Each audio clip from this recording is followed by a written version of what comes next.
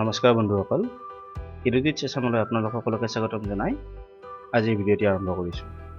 আজিৰ ভিডিঅ'টিত আমি অসমৰ বিশিষ্ট সাহিত্যিকসকলৰ ভিতৰত চন্দ্ৰকুমাৰ আগৰৱালা আৰু ডক্টৰ ভৱেন্দ্ৰনাথ শইকীয়াদেৱৰ বিষয়ে কিছু কথা প্ৰশ্ন আকাৰে আলোচনা কৰিম। গতিকে আহকচোন ভিডিঅ'টি আৰম্ভ কৰোঁ। আজিৰ ভিডিঅ'টিৰ প্ৰথম প্ৰশ্ন, চন্দ্ৰকুমাৰ আগৰৱালাৰ জন্ম ক'ত আৰু কেতিয়া হৈছিল? আৰু শুদ্ধ উত্তৰ হ'ব 1867 চনত শোণিতপুৰ জিলাৰ কলংপুৰ মৌজাৰ ব্ৰহ্মজানত তেখেতৰ জন্ম হৈছিল। ইয়াৰ পিছৰ প্ৰশ্ন, তেখেতৰ পিতৃৰ নাম কি আছিল? আৰু শুদ্ধ উত্তৰ হ'ব হৰিবিলাস আগৰৱালা। পৰৱৰ্তী প্ৰশ্ন, চন্দ্ৰকুমাৰ আগৰৱালাই কাৰ লগত লগ লাগি জোনাকী কাকত উলিয়াইছিল? উত্তৰ হ'ব লক্ষ্মীনাথ বেজবৰুৱা আৰু হেমচন্দ্ৰ গোস্বামী। পৰৱৰ্তী প্ৰশ্ন, জোনাকী কাকতখন কিমান চনত প্ৰকাশ হৈছিল? ইয়াৰ শুদ্ধ উত্তৰ হ'ব 1889 চনত। চন্দ্ৰকুমাৰ আগৰৱালা জোনাকীৰ প্ৰথম সম্পাদক আছিল। ইয়াৰ পিছৰ প্ৰশ্ন, চন্দ্ৰকুমাৰ আগৰৱালাদেৱে কিমান চনত সাপ্তাহিক কাকত অসমীয়া প্ৰকাশ কৰিছিল? আৰু এই প্ৰশ্নটোৰ শুদ্ধ উত্তৰটো হ'ব 1918 চনত। এই কাকতখনেই পিছলৈ দৈনিক অসমীয়া কাকতলৈ পৰিণত হৈছিল।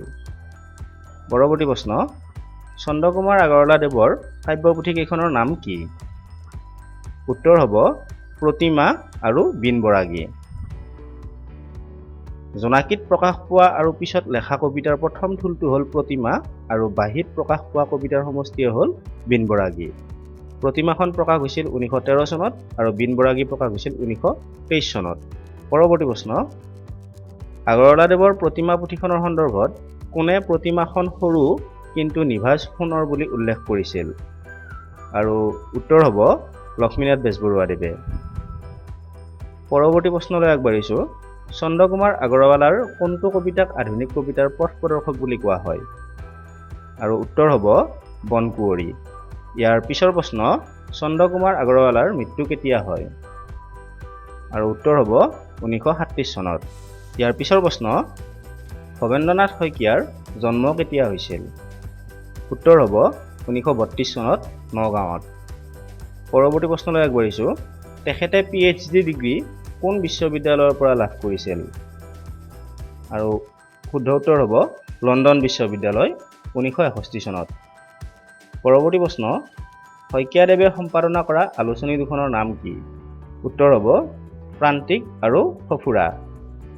ডক্টৰ ভৱেন্দ্ৰনাথ শইকীয়া প্ৰান্তিক আৰু সঁফুৰাৰ প্ৰতিষ্ঠাপক সম্পাদক আছিল। পৰৱৰ্তী প্ৰশ্ন, ভৱেন্দ্ৰনাথ শইকীয়াদেৱক পদ্মশ্ৰী বঁটা কেতিয়া প্ৰদান কৰা হৈছিল?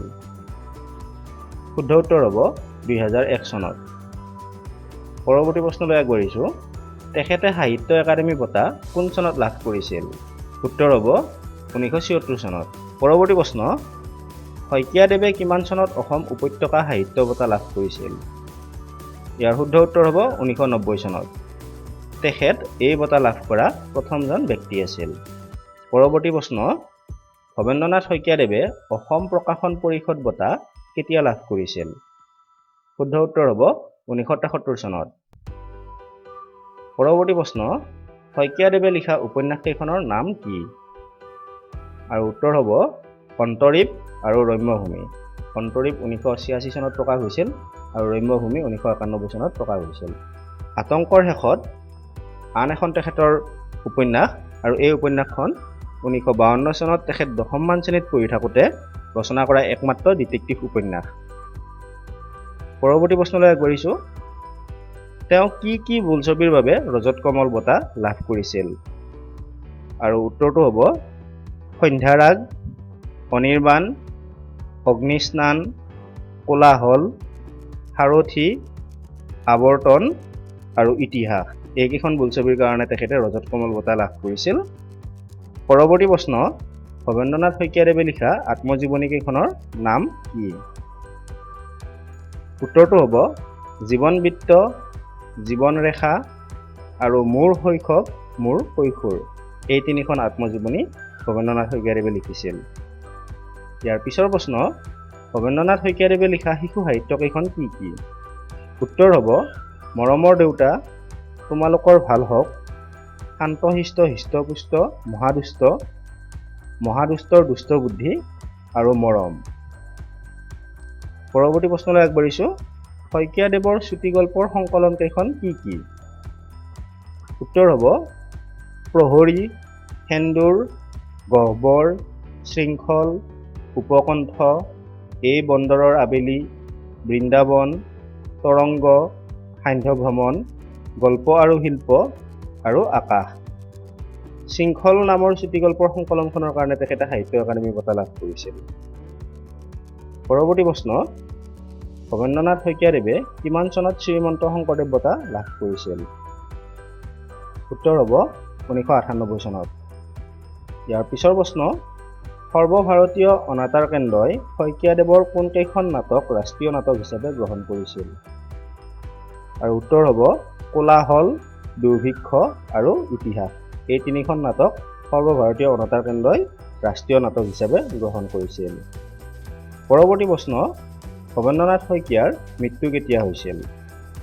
ইয়াৰ উত্তৰ হ'ব 13 আগষ্ট 2003 চন। আজিলৈ ইমানেই। আশা কৰিছোঁ আমাৰ ভিডিঅ'বোৰ চাই আপোনালোক উপকৃত হৈছে। অনুগ্ৰহ কৰি আমাৰ চেনেলটো ছাবস্ক্ৰাইব কৰিব, আমাৰ ভিডিঅ'বোৰ লাইক কৰিব আৰু ভিডিঅ'বোৰ কেনে হৈছে কমেণ্ট কৰি জনাব। ধন্যবাদ।